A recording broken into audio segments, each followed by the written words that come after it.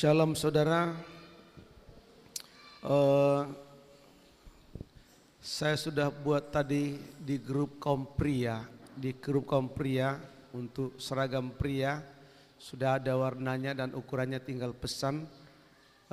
Mana tahu ada di antara kaum pria di sini yang belum masuk di grup, nanti disampaikan supaya bisa informasi mengenai pria semua ada di sana, ya.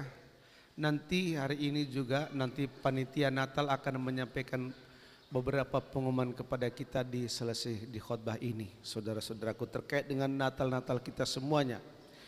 Nah, mari saudara kita langsung buka Alkitab kita dari Ibrani pasal 12. Ini adalah seri yang kelima dari khotbah Ibrani.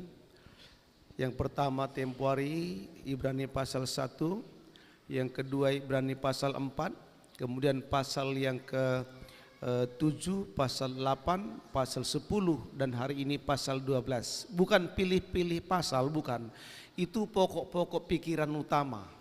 Jadi seperti pasal 9 itu adalah menerangkan pasal-pasal sebelum dan sesudahnya. Jadi inti-intinya pokok pikiran utama daripada kitab itu saya sudah sampaikan. Nah, hari ini di ayat pasal yang ke-12, saudara-saudaraku, Ibrani pasal yang ke-12, judulnya saya buat di sana perlombaan iman. Kalau dalam Alkitab kita disebut di sana nasihat supaya bertekun dalam iman. Coba Bapak Ibu perhatikan di layar, kita akan baca bersama-sama, judulnya perlombaan iman. 2, 3 ya. Perlombaan iman, saudaraku, perlombaan iman. Nah, saudaraku, sebelumnya saya juga sampaikan bahwa YouTube kita sudah segera akan kita aktifkan lagi dengan menambahkan khotbah. Seri khotbah ini nanti semua akan dimasukkan dalam YouTube. Nanti saudara-saudara juga bisa buka ulang lagi di sana. Saya pun suka mendengarnya. Kenapa? Bukan karena aku mau dengar suaraku, bukan. Tetapi firman itu enak saya dengar terus berulang-ulang. Saya semakin diberkati, dikuatkan olehnya, ya. Mari kita baca ayat 1 dan 2. Ayat 1 dan 2. Ibrani pasal 12 sudah ada di layar bagi yang tidak membawa Alkitab, tapi kalau yang bawa boleh dilihat di Alkitabnya. Karena karena kita mempunyai banyak saksi bagaikan awan yang mengelilingi kita, marilah kita menanggalkan semua beban dan dosa yang begitu merintangi kita, dan berlomba dengan tekun dalam perlombaan yang diwajibkan bagi kita. Ayat 2, marilah kita melakukannya dengan mata yang tertuju kepada Yesus yang memimpin kita dalam iman dan yang membawa iman kita itu kepada kesempurnaan, yang dengan mengabaikan kehinaan tekun memikul salib ganti sukacita yang disediakan bagi Dia yang sekarang duduk di sebelah kanan tahta Allah. Saudaraku, saya terangkan sedikit saja. Saudara, ibarat sebuah pertandingan, misalnya pertandingan sepak bola, maka di sana ada pemain-pemain ke masing-masing kesebelasan, 11 di sini, 11 di sana, tapi ada juga pelatih, ada ofisial, ada pemain pengganti, cadangan, itu semua termasuk kategori pelaku pertandingan. Selebihnya adalah penonton. Penonton itulah saksi, kira-kira demikian. Lantas kita diibaratkan sedang bertanding. Kalau kita sedang bertanding, siapa penontonnya? Nah, kata siapa penontonnya itu di sana saksi-saksi iman. Kita sedang bertanding, dikatakan saksi bagaikan awan yang mengelilingi kita. Maksudnya bukan orang lain. Kita sedang bertanding dalam iman, bukan tetangga, bukan kawan satu marga, satu punguan, atau satu gereja, atau saudara yang lain, atau agama lain yang sedang menjadi penonton, menjadi saksi yang menyaksikan. Bukan. Saksi di sini adalah orang-orang percaya yang sudah mendahului kita. yaitu pasal 11 kemarin. Dalam pasal 11 tentang saksi-saksi iman, di sana ada Habel, di sana ada Henok, di sana ada Nuh, di sana ada Abraham, di sana ada Ishak, Yakub, di sana ada Musa, di sana ada Yosua, ada Gideon, ada Barak, ada Yefta, ada Daud, ada nabi-nabi yang lain semua. Mereka itulah saksi. Ibaratnya kita sedang bertanding, dan yang menyaksikan kita adalah saksi-saksi iman yang telah bertanding itu, yang telah menyelesaikan pertandingan itu. Jadi saudara-saudaraku, mereka berkata seolah-olah dia memberi support sama kita, bilang, ayo kamu bisa, kamu pasti bisa. Aku sudah membuktikannya, kata Musa. Aku sudah menjalaninya, kata Daud. Aku sudah melakukan bahagianku, kamu juga bisa, kata Yosua. Dia berteriak-teriak mendukung kita. Itu maksud ayat ini. Haleluya. Jadi bukan orang lain yang menontonnya, bukan. Harusnya, lantas bagaimana yang lain itu? Harusnya semua mereka itu menjadi pemain. Harusnya semua anggota keluarga kita itu menjadi pemain, bukan penonton. Harusnya semua saudara sepupu, saudara semua yang lain itu harusnya menjadi pemain dalam pertandingan iman ini. Dalam terjemahan sederhana Indonesia begini kalimatnya. Ayo buka. Dia berkata, ayat 1 dalam TSI, terjemahan sederhana Indonesia. Ayo kita baca sama-sama. Oleh karena semua itu, saudara-saudari, marilah kita ingat dan mengikuti cara hidup para pahlawan iman kita yang sudah mendahului kita, yang sedang menanti-nantikan kita sekarang. Jadi saksi-saksi bagaikan awan begitu banyaknya, itu adalah ini para pahlawan iman yang telah menantikan, yang telah mendahului kita, yang telah meninggalkan jejak-jejak iman, yang berseru, yang berteriak, dia berkata, ayo aku menunggu kamu di sini, ayo aku menunggu kamu di sini, aku menunggu kamu di sini, ikuti jejakku, ikuti jalan yang telah kulalui itu, kamu pasti tahu, kamu pasti bisa, ikuti jalan yang kulalui itu, buktinya aku bisa, kamu juga bisa. Kira-kira demikian mereka sedang memberikan dukungan kepada orang-orang. Itulah maksudnya saksi-saksi itu. Saudara-saudaraku yang saya kasih dalam nama Yesus Kristus. Maka oleh sebab itu, hari ini dari firman Tuhan ini, saya mau menyampaikan beberapa hal yang sangat-sangat penting, saudara-saudaraku. Pertama, lanjut. Pertama, ayo kita baca yang huruf tulisan hijau, bisa nampak ya? Dua, ya. Setiap orang harus melakoni pertandingannya atau memainkan gamenya, atau ya sedikit berbeda tulisan saya. Ulang, 2 ya.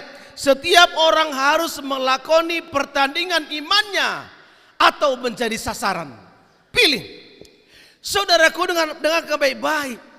Setiap orang dia harus menyelesaikan pertandingan imannya.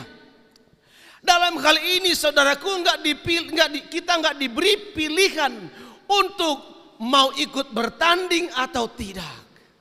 Kalau engkau tidak ikut bertanding, kalau engkau tidak ikut berjuang, kalau engkau tidak ikut berperang, ibarat berperang, maka kamulah yang akan diperangi. Jika kamu tidak ikut berjuang dengan gigih, kamulah yang akan ditindas, kamulah yang akan dikalahkan. Kalau kamu tidak ikut merebut, kamulah yang akan direbut. Itu maksudnya, saudaraku. Oleh sebab itu, saudara-saudaraku, dengar baik-baik. Setiap orang harus mengambil bagian dalam pertandingan iman. Anda tak bisa digantikan oleh apapun dalam hal ini. Engkau tidak bisa menggantikan siapapun juga. Yesus Kristus sudah mati di kayu salib menggantikan kita, itu dalam rangka penebusan. Dalam rangka penebusan Yesus sudah menggantikan kita.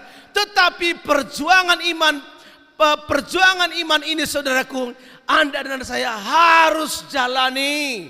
Sebagaimana Paulus menjalaninya, sebagaimana Petrus menjalaninya, sebagaimana Daud menjalaninya, sebagaimana semua tokoh-tokoh yang lain harus menjalaninya. Haleluya. Saudara tidak punya pilihan, saya tidak punya pilihan. Setiap orang harus melakoni pertandingan imannya. Jangan harapkan engkau bisa digantikan oleh orang lain. Jangan harapkan bagi anak-anak, dengarkan. Jangan harapkan ayah ibumu bisa menggantikanmu dalam pertandingan imanmu. Engkau orang tua, jangan harapkan engkau bisa mewakili anakmu dalam pertandingan imanmu. Setiap orang harus menyelesaikan pertandingan imannya. Dalam ayat 1 dikatakan tadi saudaraku, dalam pertandingan yang diwajibkan bagi kita. Haleluya. Amin saudara. Setiap orang harus mengambil bahagia. Setiap orang harus menyelesaikan pertandingan imannya sendiri. Saudara tidak bisa menjadi penonton. Atau kalau engkau memilih engkau menjadi penonton, maka engkau juga akan menjadi penonton ketika orang lain memperoleh kemenangan-kemenangan. Haleluya. Jika engkau menjadi penonton dalam pertandingan iman, ketika ada mahkota diberikan, engkau juga menjadi penonton ketika mahkota itu diberikan. Jika engkau menjadi penonton dalam hal pergumulan itu, dalam usaha itu, dalam kegiatan itu, engkau juga menjadi penonton ketika orang lain diberkati.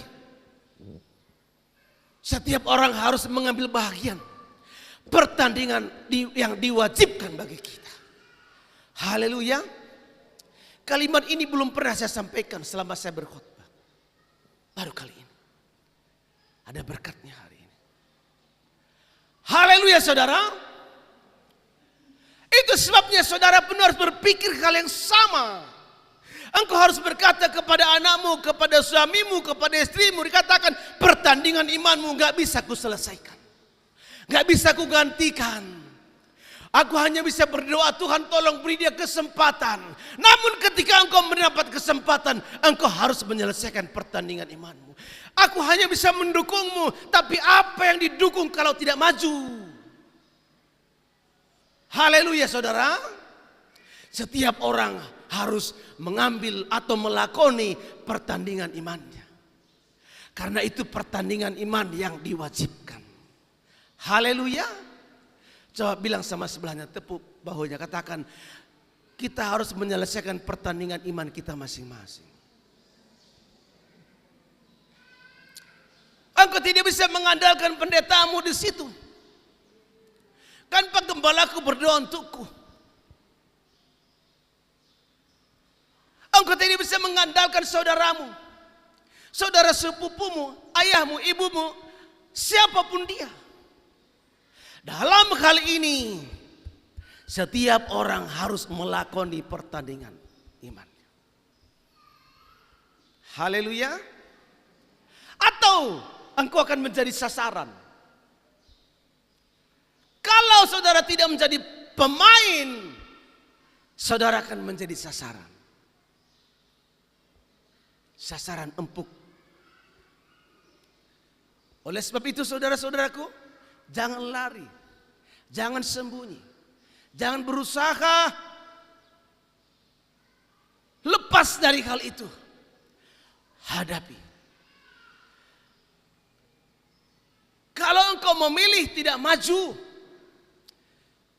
atau saya katakan tadi, kalau engkau memilih tidak maju dalam pertandingan iman ini, engkau memilih hanya menonton, maka ketika mahkota diberikan, engkau juga hanya menonton. Ketika orang lain menuai, engkau juga hanya menonton. Ketika orang lain bersaksi, bercerita tentang kebaikan dan pengalaman-pengalamannya bersama Tuhan, engkau juga hanya menjadi penonton.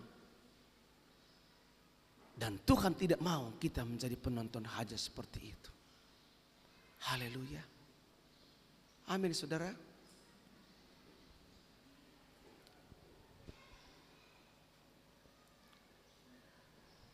Nuh, ini contoh-contoh orang yang menyelesaikan pertandingan imannya. Nuh 2-3 ya.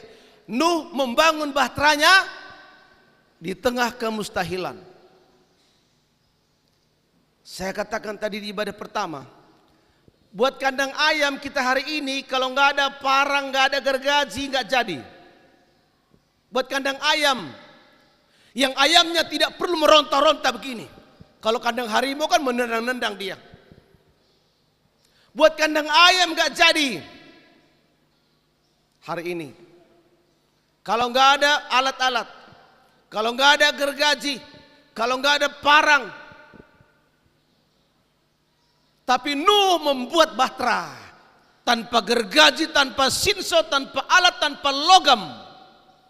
Saudara-saudaraku. Mana lebih mudah tugasmu atau tugasku, atau tugas kita atau tugas Nuh? Mana lebih mudah tugas kita atau tugas Nuh? Mana lebih enak zaman kita atau zaman Nuh? Haleluya. Zaman kita dong. Masa kita lebih mudah. Waktu kita lebih mudah. Daripada masa Nuh. Tapi Nuh berhasil. Itu sebabnya pekerjaan penuh pembuatan bahtera itu kurang lebih 75 tahun. 75 tahun saudara-saudaraku.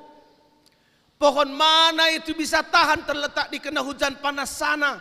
75 tahun tidak rusak kayu. Kalau ada begitu berarti kayunya sangat-sangat kuat, super bagus. Tapi Nuh melakukannya. Maka kira-kira apa yang dibuat Nuh? Apakah Tuhan memberikan kemudahan-kemudahan kepada Nuh? Hanya diayunkan ke kayu besar itu, kayunya tumbang, itu bukan pekerjaan. Dia harus mengambil batu-batu yang keras, memecahkannya, membentuknya, menajamkannya satu sisi. Atau tulang-tulang hewan, tulang-tulang binatang, menajamkannya, membuatnya, membentuknya. Saudara-saudaraku, kalau hari ini, sekali lagi hari ini kita disuruh membuat satu gubuk kecil. Tanpa alat-alat logam itu, saudaraku, kita berkata lebih baik lalang saja kita kumpulkan. Tapi Nuh berhasil membangun bahteranya. Apa yang membuat Nuh berhasil? Apakah Nuh punya intelektual lebih? Tidak. Apakah Nuh punya otot lebih? Tidak. Sama dengan manusia rata-rata. Dia mempunyai iman. Iman yang membuat orang terus bergerak sekalipun tak bisa lagi bergerak. Haleluya. Nuh membangun bahteranya pada masa kemustahilan. Di tengah-tengah kemustahilan. Abraham 2-3 ya. Abraham dengan keterbatasan tubuh dan usia. Saudara-saudaraku, apalagi mau diceritakan tentang menantikan seorang anak dengan iman. Dari sisi mana bahwa Abraham masih bisa mempunyai anak? Dari sisi usia pun sudah lewat. Bahkan ketika usia Sarah pun belum lewat, dia tidak bisa punya anak. Mana lebih sulit hidupmu, hidup kita daripada hidup Abraham untuk menantikan Tuhan? Hidup Abraham pasti lebih sulit. Hidup Abraham pasti lebih sulit. Hidup Abraham pasti lebih sulit. Untuk mempercayai Tuhan pada masa-masa seperti itu pasti lebih sulit. Tapi Abraham menjalaninya. Karena iman. Haleluya. Amin. Bilang sama sebelahnya, lakoni pertandingan imanmu, bilang. Saudara-saudaraku, kita mudah menyerah. Mudah menyerah itu bukan karena kurang kuat. Oh, kuatkanlah aku, bukan. Orang yang tidak menyerah juga bukan karena kuat, tapi karena iman. Mudah menyerah itu karena tidak hidup dalam garis iman. Pengharapannya kepada garis logika manusia, kemampuan batasan usaha-usahanya, dan semua peluang-peluang lain, dan hukum-hukum alamiah yang lain. Tapi iman di luar semua itu. Surga itu iman sepenuhnya. Karena tidak ada seorang arsitektur pun yang mampu membangun jembatan ke surga. Kita tidak tahu timur, barat, utara, selatan di mana letak surga. Bahkan murid-murid berkata, di mana surga itu? Kami tidak tahu jalan ke situ. Bagaimana kami bisa datang, kata murid-murid. Dia berkata, "Audodolani Filipus, audodolani. Akulah jalan itu." Iman. Haleluya. Musa. Ayo kita baca tentang Musa, lanjut. 2, 3 ya. Musa dengan sebatang tongkat melawan satu bangsa yang berdaulat. Saudara. Gideon meniup trompet. Semua pasukan Israel mesti datang. Datang 32.000 orang. Sekalipun akhirnya pulang juga. Pertama 22.000. Kemudian 9.700, akhirnya tinggal 300. Tapi paling tidak ada 300 bersama dengan dia. Musa, apa modalnya? Musa, apa bekalnya? Musa, apa kekuatannya? Dia menghadapi Firaun. Dia nggak mempunyai pedang, dia nggak punya tombak. Saudara-saudaraku, dia hanya ada satu tongkat di tangannya. Dia menaklukkan Firaun dengan segala kecongkakan, kepongahannya. Haleluya.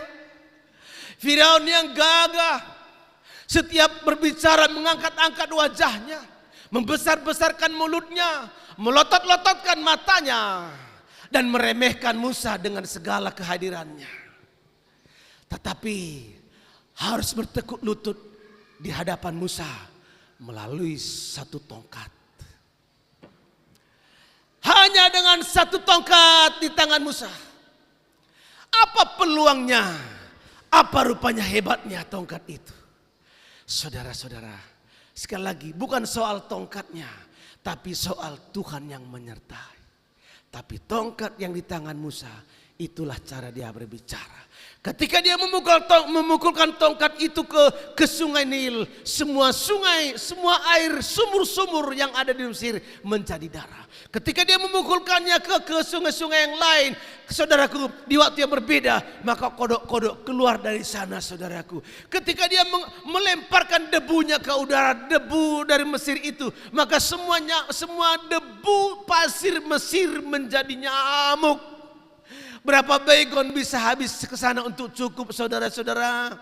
Berapa autan sovel yang bisa Anda oleskan sana untuk menjaganya? Saudara-saudaraku, Musa dengan satu tongkat,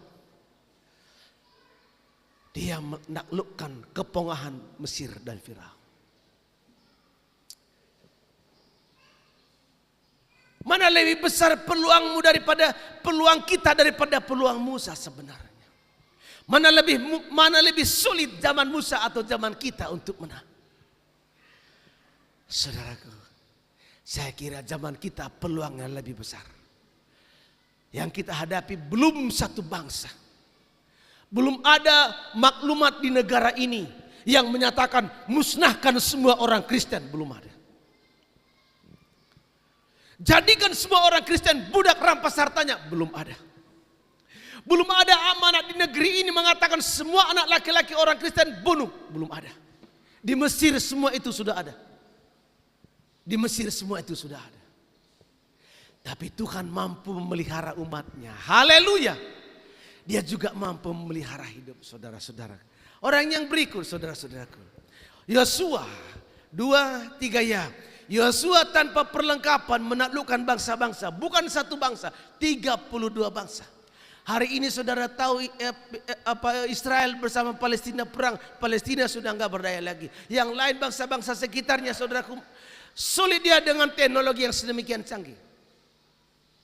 Yosua hanya dengan meniup trompet, hanya dengan berteriak haleluya, pasukan Kristus maju, runtuh tembok Jeriko. Saudara-saudaraku, apa yang membuat, apakah bunyi trompet itu begitu menggetarkan? Berapa desibel suaranya yang membuat gendang-gendang telinga pasti bolong, sedangkan dinding saja runtuh? Begitukah? Bukan. Kuasa Tuhan yang bekerja. Mereka hanya menjalani bahagian mereka. Selebihnya Tuhan yang berperkara. Haleluya. Amin, saudara. Daud dengan alih-alih di tangannya melawan Goliat.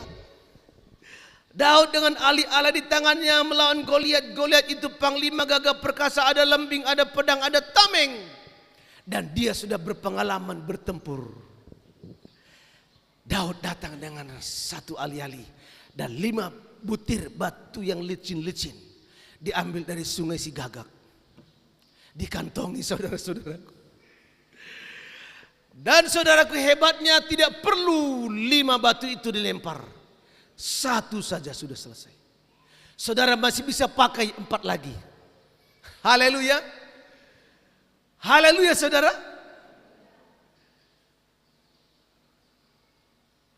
Daudkah orang terbaik pada zaman itu? Bukan. Daudkah yang terlatih? Bukan. Tapi Daud seorang yang mengandalkan Tuhan. Dia berjalan dalam norma-norma Tuhan, berjalan dalam hukum-hukum Tuhan, berjalan berdasarkan besaran kuasa Tuhan. Dia tidak mengukur besarnya musuh dengan besarnya kekuatan dia. Dia selalu mengukurkan segala sesuatu dengan Tuhan. Dan dia melihat Goliat bisa ditaklukkan hanya dengan butiran batu saja. Sebabnya ketika dia dipaksa, disuruh oleh Saul untuk mengenakan baju besinya, dia katakan jangan, nggak bisa lagi aku bergerak gara-gara ini, nggak usah pakai baju besi aku, katanya. Sedangkan pembalap MotoGP saja kalau bajunya nggak terkancing dengan bagus, kena diskualifikasi dia. Kalau jatuh dia bisa robek, bisa luka. Tetapi itu Goliat, saudara-saudaraku. Bersama dengan Daud menghadapinya sendirian, saudara-saudaraku. Dan dia melihat Goliat itu sesuatu sosok yang mudah ditaklukkan. Karena perbandingannya bukan antara dia dengan Goliat, perbandingannya antara Tuhan dengan Goliat. Ada banyak raksasa-raksasakah di hadapanmu? Saya percaya saudara-saudaraku pada waktu itu pun, kalau ada raksasa yang dihadapi oleh Goliat hari itu, oleh Daud waktu itu, maka hari ini pun mungkin juga ada raksasa-raksasa yang kita hadapi. Tapi saya tegaskan seperti saya katakan tadi dalam ibadah pertama, raksasamu bukan setan. Raksasamu bukan krisis global. Raksasamu bukan SKB 2 menteri. Sekalipun itu mempersulit segala sesuatu yang bagi kita. Tahu SKB 2 menteri? SKB 2 menteri itu ya di bawahnya membentuk FKUB, Forum Komunikasi Umat Beragama. Kalau ada izin pendirian gereja harus tanya sama FKUB. FKUB itu katakanlah anggotanya 10. Kalau satu saja tidak setuju di antara 10 ini harus diikuti. Itu makanya FKUB tak pernah menolong pembangunan gereja. Belum pernah, kecuali diterobos itu. Pembangunan gereja kita di Kerasaan, saya hadir di sana. Udah ada dibangun gereja di situ, dilarang orang beribadah. Di Kerasaan, hari itu Polda pas datang di Parapat. FKUB bilang, kalau belum jangan dulu, katanya. Udah berdiri gereja. Marah itu Kakan Kesbang, Bapak Arifin Nenggolan. Saya ditugaskan bupati menyelesaikan ini hari ini, harus selesai. Dan juga Kapolsek dibangun Marga Gultom. Hari ini mesti selesai, ini instruksi Kapolda, harus selesai, nggak boleh tunda-tunda lagi. Gereja ini mesti berdiri, nggak ada salahnya berdiri sini, dan jadi berdiri. Diabaikan yang tadi. Raksasamu bukan masalah keuangan besar. Raksasamu adalah egomu yang tak mau dibuang. Haleluya. Aku sudah melihat setan itu ditengking sekali, langsung menggelepar. Tapi ego, itulah yang membuatmu nggak bisa maju. Nggak mau melepaskan keakuan, kesombonganmu, keangkuhanmu. Itu yang menghalangimu. Dan setan memupuk itu. Setan memupuk itu. Buat begini, jangan begini. Buat begini, jangan begini, katanya. Itulah yang menjadi raksasamu. Itulah juga yang membuat Saul nggak bisa menang melawan Filistin. Dia selalu lihat dirinya. Dan Daud menang di situ. Saudara-saudaraku, dengarkan baik-baik. Bukan besarnya masalah dunia ini. Karena kalau masalahnya krisis global yang jadi persoalan, ternyata di padang gurun Tuhan pelihara orang Israel 40 tahun tanpa menabur. Kalau memang karena itu. Tetapi raksasa itu melekat dalam dirimu. Dalam diri kita. Saudara-saudaraku, taklukkan dia. Haleluya. Amin. Berikut. Daud dengan 400 orang tentara. Saudara tahu waktu Saul memburu, sudah membenci Daud melarikan diri kemana saja supaya jangan ditangkap. Dia menjadi pelarian, padahal dia sudah berjasa memenangkan perang atas nama Israel demi Saul dan kerajaannya. Tapi karena orang-orang Israel kagum sama Daud, orang-orang Israel nyanyi berkata begini, oh hebat, menang kita, Saul menang beribu-ribu, tetapi Daud berpuluh-puluh ribu. Cemburu dia. Inilah raksasa itu. Dia bilang kurang ajar ini. Masa Daud dibilang lebih hebat dari aku? Masa Daud dibilang mengalahkan berpuluh-puluh ribu? Aku hanya beribu-ribu, kurang ajar ini. Orang bisa lebih kagum sama Daud. Daud mesti disingkirkan. Semenjak itu dia berusaha membunuh Daud. Saudara lihat. Bukan Filistin itu yang kuat, dianya yang tidak benar. Saya katakan saudara-saudaraku, ngeri sekali Saul ini. Beda dengan Firaun. Bahkan Firaun Raja Mesir pada zaman Yusuf beda.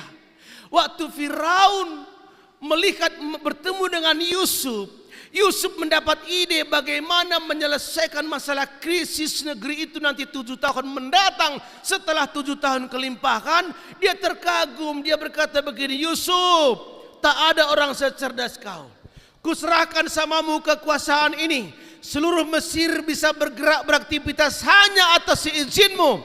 Apa yang kau katakan jadilah. Kelebihanku sekarang hanya antara tahta ini. Tahta ini saja kelebihanku. Kalau hari-hari para pejabat berkata begini, Tuan Firaun, mohon bertanya mengenai ini. Firaun berkata, tanyakan sama Yusuf. Beda dengan Saul. Saul begitu dengar saja Daud hebat, dia berkata, kurang ajar ini. Dia sudah lebih dihormati dari saya. Dan dia harus disingkirkan. Saudara-saudara tahu. Begitu Daud pergi melarikan diri. Maka larilah kepadanya 400 orang. Penjahat. Orang yang berhutang. Nggak bisa lagi bayar utangnya. Orang yang punya hutang darah. Orang yang DPO dan semuanya. Melarikan diri sama Daud. Saudara tahu. Itu nanti menjadi pahlawan-pahlawan yang hebat. Saudara-saudaraku. Lakoni pertandingan imanmu supaya engkau mengalami kemuliaan. Haleluya. Daniel, Sadrak, Mesak, Abednego. Daniel, Sadrak, Mesak, Abednego di bawah tekanan Babel dan Persia. Nebukadnezar pada waktu itu menjadi raja. Belum terlalu lama orang Yehuda dibuang ke Babel. Maka Nebukadnezar membuat patung besar yang sangat besar untuk disembah semua orang, dan semua orang menyembah dia. Tetapi ada Sadrak, Mesak, Abednego, pejabat tinggi negara waktu itu yang tidak mau menyembah patung itu, dan oleh karena dia tidak mau menyembah patung itu, maka dia dijeblos ke dalam api perapian yang menyala-nyala. Karena tadi mereka berkata, Tuhan kami akan mampu melepaskan kami. Namun jikapun Tuhan tidak melepaskan kami, kami tidak akan menyembah patung Tuanku. Maka Nebukadnezar berpikir, jangan-jangan punya dia ilmu sihir, jangan-jangan dia punya ilmu kebal. Kalau hanya api biasa nggak bisa membakar dia, panaskan 7 kali api itu. Maka dipanaskanlah 7 kali lipat api itu, diikat ketiganya dan dilemparkanlah. Para algojo melemparkannya. Algojo nggak perlu kena api, sudah mati. Tapi Sadrak, Mesak, Abednego berjalan-jalan di dalam. Haleluya. Kalau Tuhan mengizinkanmu hidup, engkau akan hidup bahkan di perapian. Terus bagaimana Stefanus, Pak Pendeta?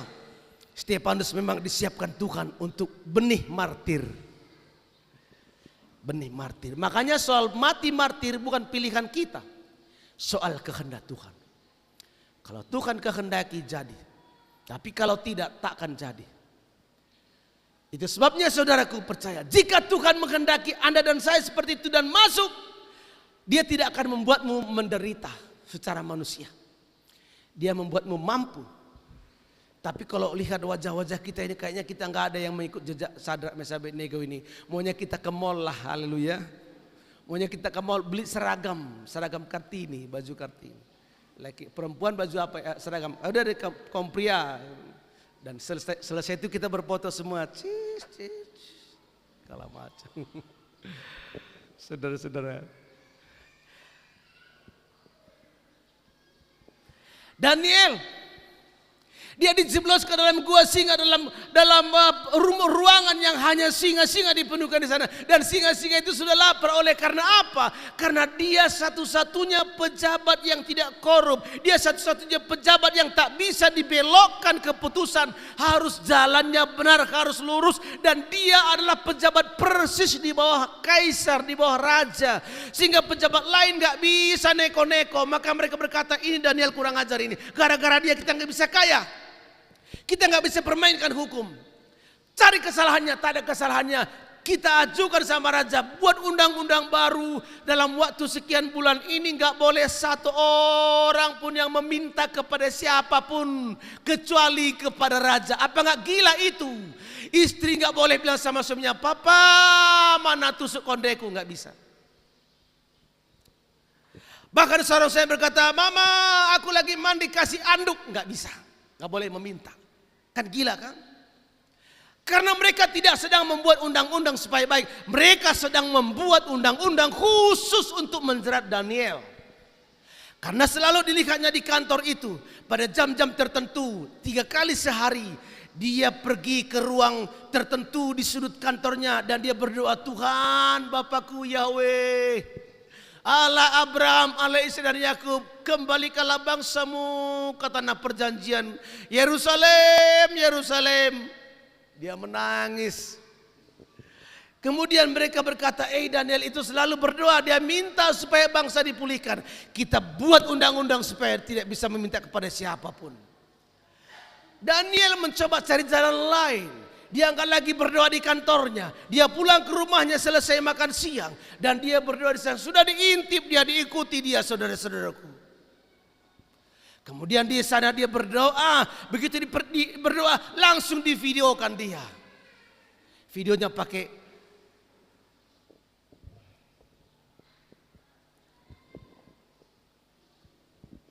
begitu ditunjukkan sama raja, diberitahu sama raja. Dan betul raja pun tak berkutik lagi, padahal dia kesayangan raja. Maka menurut undang-undang yang telah dibuat itu, dimasukkanlah dia ke dalam gua singa. Tapi begitu dimasukkan gua singa, ditutuplah gua singa itu, saudara-saudara. Besok paginya raja yang gelisah gak bisa tidur. Dia berkata, oh Tuhan, tak mungkin sama Tuhan atau sama siapa. Bagaimanakah Daniel itu? Besok pagi saudaraku dengan sayup-sayup pelan-pelan dia menyapa dari jauh. Daniel, masih hidupkah engkau? Sanggupkah Allah menolongmu? Maka Daniel mendengar dari dalam agak sayup-sayup. Ya Tuanku Raja, aku masih di sini. Singa-singa, enggak kau dimakan singa, enggak. Singa-singa ini enggak mau makan aku. Nengok muka aku pun malu-malu dia. Asal nengok mataku tunduk langsung dia. Jadi kau sehat-sehat saja. Sehat-sehat Tuanku Raja. Cuma lapar dari semalam belum makan. Mungkin begitu saudara-saudara. Lihat dalam, kau masih sehat Daniel. Dikeluarkan dia. Raja marah. Ini orang-orang yang telah menjebloskan Daniel. Kamu sekarang coba masuk ke dalam. Masuk ke dalam. Saudaraku mati semua. Saudara, selesaikan pertandingan imanmu. Haleluya. Atau kau akan begitu saja. Atau hidupmu akan begitu saja. Atau engkau tidak akan bergerak kemana-mana. Atau sebaliknya kau akan menjadi sasaran empuk dari si musuh. Selesaikanlah pertandingan iman. lakoni pertandingan iman. Haleluya. Menangkan perangmu. Bagaimana dengan Petrus? Bagaimana dengan Paulus? Paulus ketika dia melayani, lanjut. Petrus waktu dia menggembalakan jemaat yang berpusat di Roma waktu itu pada zaman kekaisaran. Hai saudara-saudaraku, dia nggak tahan melihatnya anak-anak Tuhan ditangkap, disabung menjadi makanan binatang. Kemudian orang-orang yang ada di sana waktu itu berkata sama Petrus, Petrus yang paling dikejar bukan kami, kau yang paling dikejar karena kau pimpinan jemaat ini. Kau pergilah, nggak tega kami, kau menjadi santapan binatang. Nggak tega kami kalau kau dianiaya, kau pergilah, tinggalkanlah Roma ini. Kemudian dengan berat hati Petrus berjalan, dia tinggalkan Roma, saudaraku. Di gerbang dia berpapasan dengan Tuhan dalam penglihatannya. Kemudian dia tanya, guru kau kemana? Dia memorinya sebagai murid itu muncul. Waktu dia berpapasan dengan Tuhan menampakkan diri kepadanya. Guru kau kemana? Aku mau ke Roma, mati sekali lagi.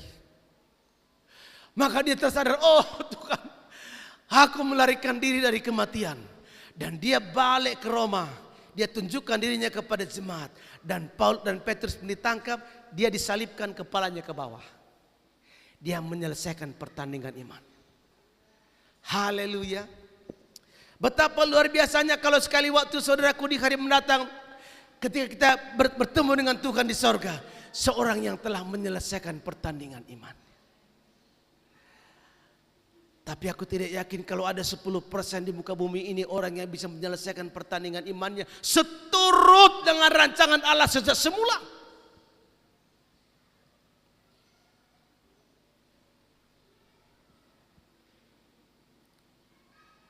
Coba lihat doa-doa kita. Tuhan berkatilah anakku, diberkatilah. Berkatilah rumah tangganya, dia berkatilah. Buat nikah jodoh diberikan. Berikan anak laki-laki perempuan diberikan. Berkatilah cucuku diberkati. Berkatilah tokoku dia berkati. Diberkatilah ini diberkati. Semua diberkati. Aku tanya, kapan terjadi rencana Tuhan di sana?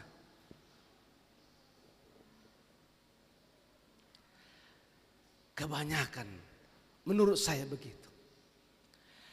Kebanyakan tidak terjadi rencana Tuhan. Tapi itu pun sudah kita anggap baik. Namun saudara-saudara, aku percaya setiap orang mempunyai tujuan rancangan sendiri dari Tuhan ketika Tuhan menciptakan hidupmu. Dan untuk itu jangan tanya Pak Gembala, Pak Gembala apa panggilanku dalam Tuhan? Saya bisa katakan bakatmu nyanyi, bakatmu olahraga, tapi panggilanmu aku tidak tahu. Engkau harus menentukannya, engkau harus mencarinya dalam Tuhan. Secara sederhana saya boleh katakan begini, apa wujud dari pertandingan iman Pak Gembala yang bisa kami kerjakan hari ini supaya aku menyelesaikannya? Selesaikan semua yang ada di hadapanmu. Sederhana. Apa yang dipercayakan kepadamu, kerjakan dengan baik.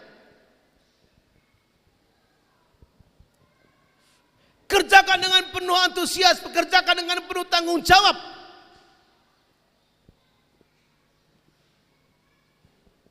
Apa yang ada di depan matamu, apa yang ada dalam penglihatan pengertianmu, kerjakan. Maka Tuhan akan membawa kita selanjutnya. Haleluya.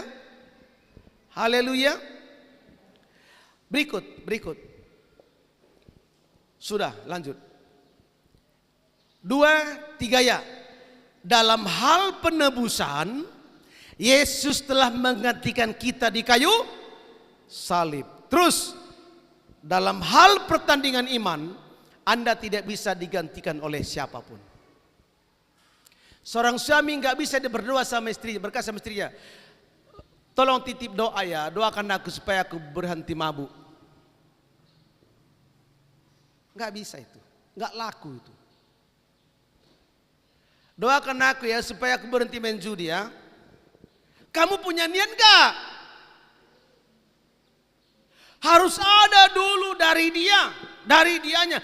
ada doa-doa. Doa itu apa manfaatnya? Dalam doa itu setidaknya si oknum ini mempunyai hasrat niat meninggalkannya, maka di sana akan Tuhan tolong berkati. Haleluya.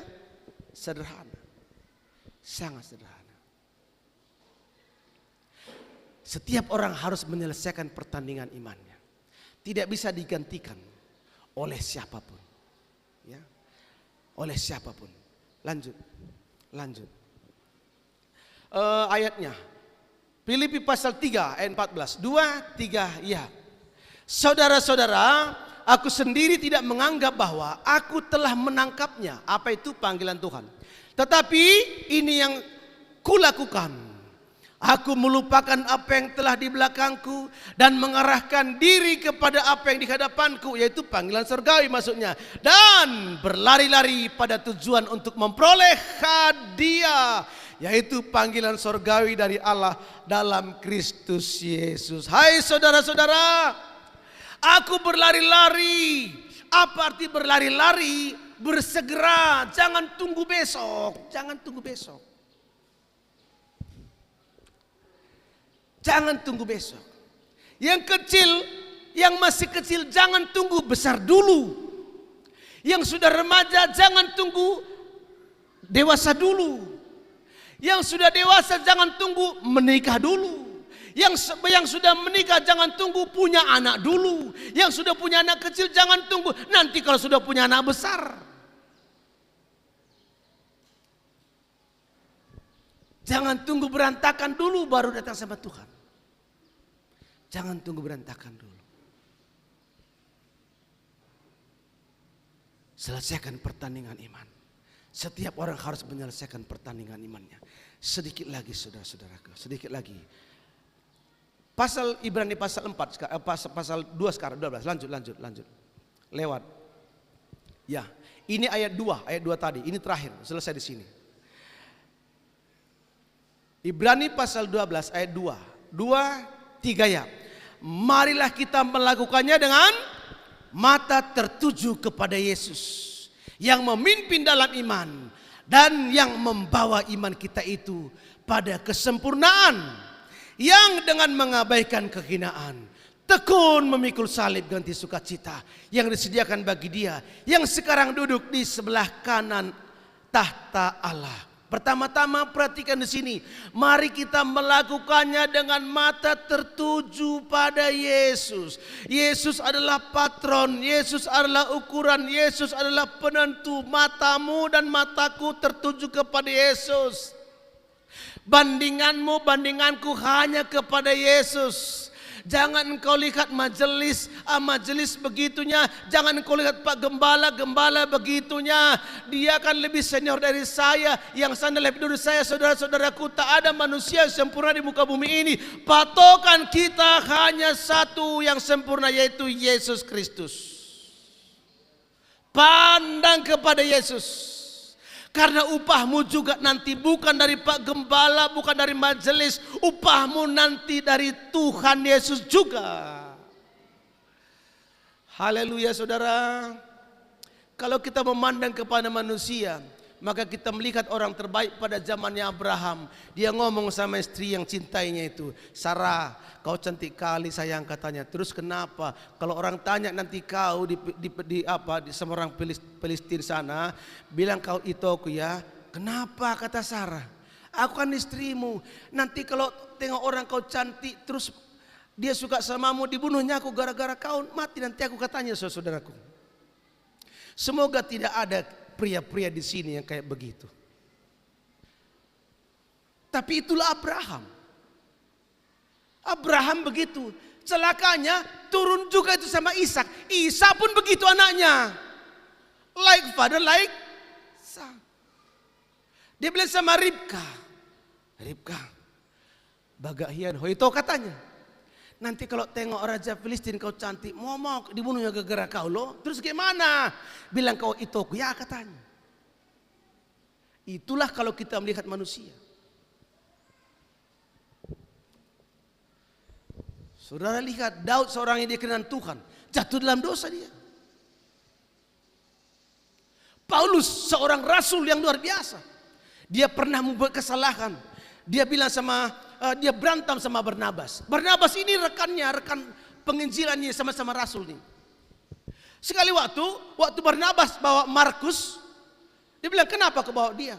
Markus ini pada rombongan sebelumnya, keberangkatan sebelumnya, ikut Markus ini keponakan Barnabas. Masih muda dia, ikut dalam rombongan penginjilan. Waktu rombongan penginjilan ini kekurangan makan, kekurangan kebutuhan, tidak nyaman segala sesuatu. Dia bilang, mulak mau nggak tahan aku di sini. Katanya, ngapain aku menderita begini? Aku pulang lah, nggak tahan aku pelayan. Pulang dia. Setelah mereka selesai pelayanan kembali ke Yerusalem, kemudian mereka kumpul lagi di Antioquia ya. Mereka kumpul lagi di sana, mau berangkat lagi kali yang kedua, mau berangkat ikut lagi Markus. Ngapain kau ikut lagi di sini? Pulang kau, kata Paulus. Pulang kau. Aku udah ikut, mau ikut aku sungguh-sungguh, aku betul minta ampun aku. Hari itu gagal, kali ini enggak lagi, kata tidak, pulang. Orang yang begini gak bisa dipakai. Barnabas bilang, udah bisa dia, udah kudidik dia udah mau, kata Barnabas. Enggak, kalau kau pilih dia, pisah kita, katanya. Dan pisah mereka gara-gara itu.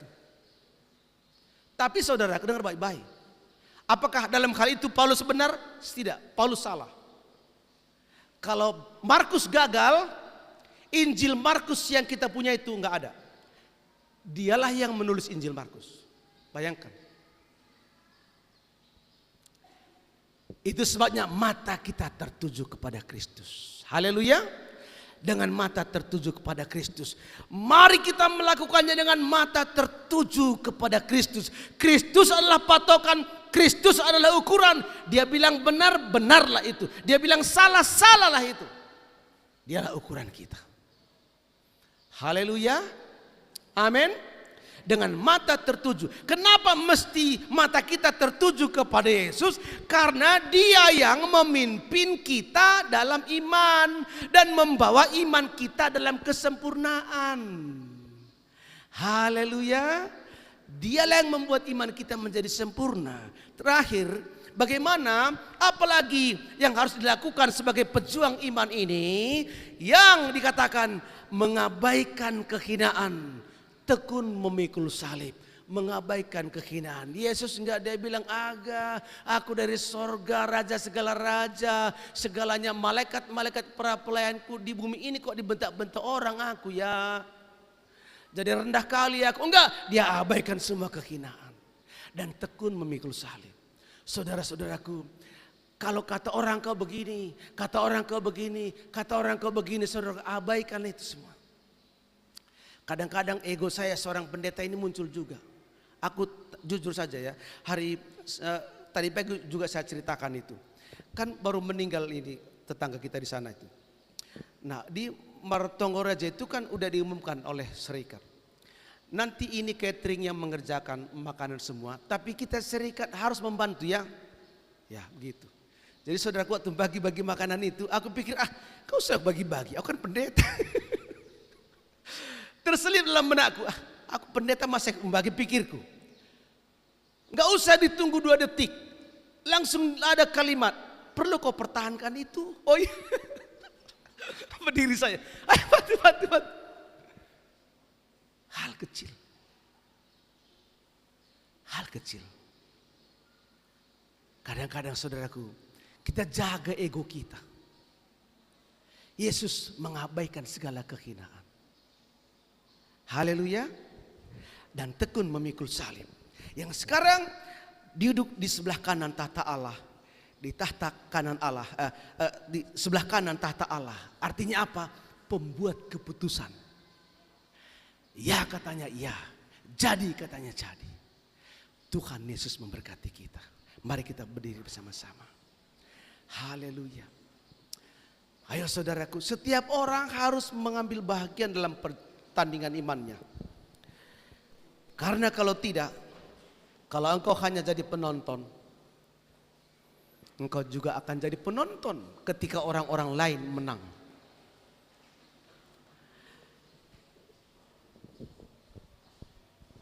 Kalau engkau hanya jadi penonton ketika ada sesuatu action dibuat, maka engkau juga akan menjadi penonton ketika kemenangan terjadi. Haleluya. Mari saudara-saudaraku, Imam Besar Agung kita, Dialah yang telah melakukan semuanya bagi kita.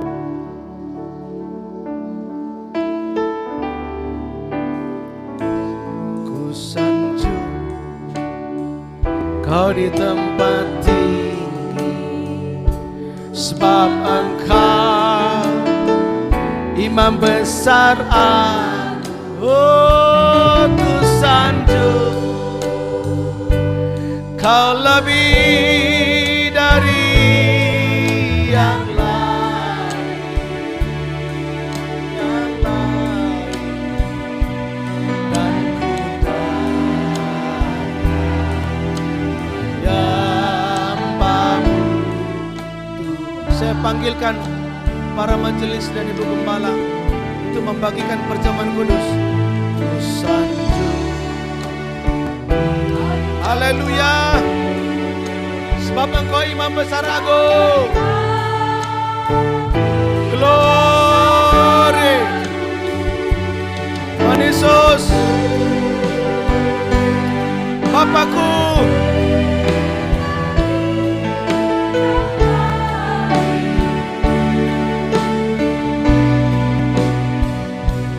Dan ku datang,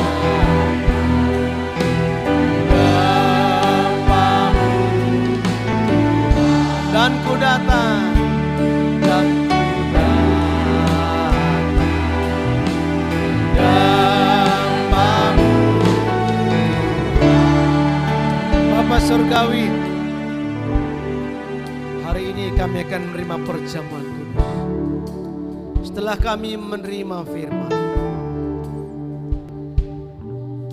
supaya kami menjadi pejuang-pejuang iman yang tangguh, yang tidak mudah menyerah, yang tidak akan kalah, yang akan meraih kemenangan. Oh, iman kami tidak digugurkan, tapi kami sampai di seberang. Kami memperoleh kemuliaan apa yang Engkau sudah janjikan melalui persekutuan dengan tubuh dan darah-Mu. Maka iman kami semakin dikuatkan dan diberkati. Di dalam nama Tuhan Yesus Kristus. Haleluya. Amin.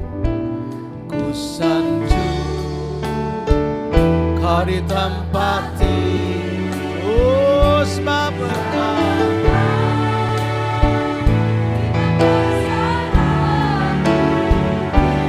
ku sanjung Kau lebih dari yang lain,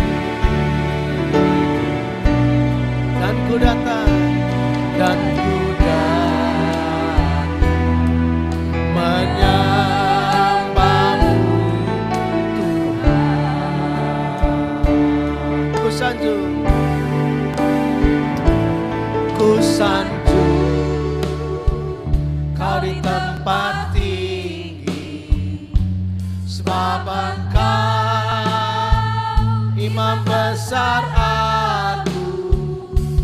Ku sanjung Kau lebih dari Bapakku, Allahku,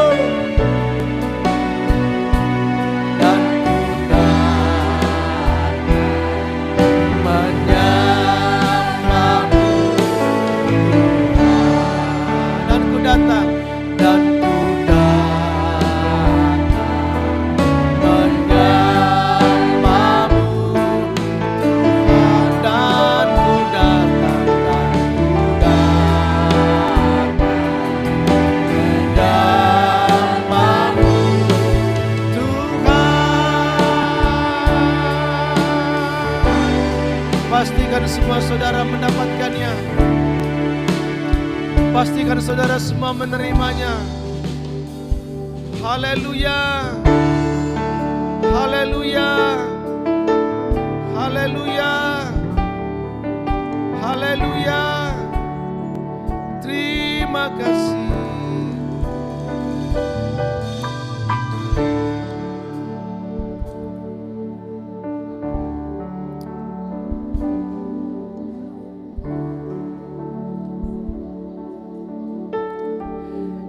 Katakanlah selalu akan Dia yang tekun menanggung bantahan yang sehebat itu terhadap dirinya dari pihak orang-orang berdosa, supaya jangan kamu menjadi lemah dan putus asa. Dalam pergumulan kamu melawan dosa, kamu belum sampai mencucurkan darah. Saudara-saudaraku, Tuhan kiranya menyertai kita sekalian. Bukankah Dia telah menyerahkan dirinya bagi kita? Bukankah Dia telah menjalaninya, bahkan sampai mati di kayu salib? Dan Paulus juga mengatakan hal yang sama. Aku telah mengakhiri pertandingan yang baik. Mahkota sudah tersedia bagiku, kata Paulus. Angkat roti di tanganmu, saudara. Haleluya. Ketika mereka sedang makan, Yesus mengambil roti, mengucap berkat, memecah-mecahkannya dan memberikannya kepada mereka serta berkata, inilah tubuhku yang diserahkan bagi kamu. Di dalam nama Tuhan Yesus Kristus kita makan. Haleluya.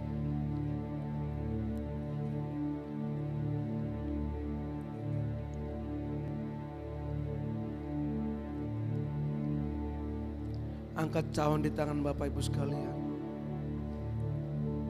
Demikian juga Dia mengambil cawan, menuangkan anggur ke dalamnya, memberkatinya dan memberikannya kepada mereka serta berkata, inilah darahku, darah perjanjian yang ditumpahkan bagi kamu untuk pengampunan dosamu. Kita minum dalam nama Yesus.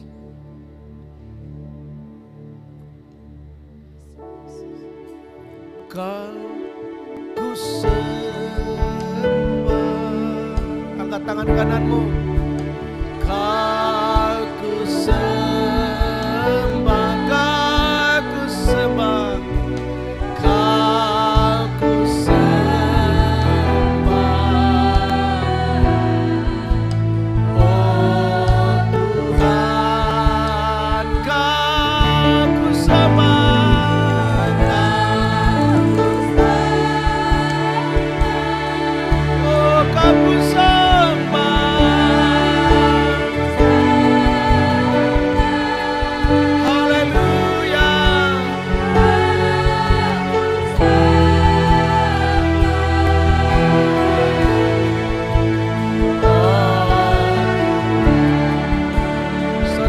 Lakoni pertandingan imanmu dan carilah pemenang. Lakoni, hadapi semua pertandingan imanmu dan carilah pemenang. Tuhan bersama-sama dengan engkau. Mahkota telah tersedia bagimu. Mahkota telah tersedia bagimu. Mahkota telah tersedia bagimu.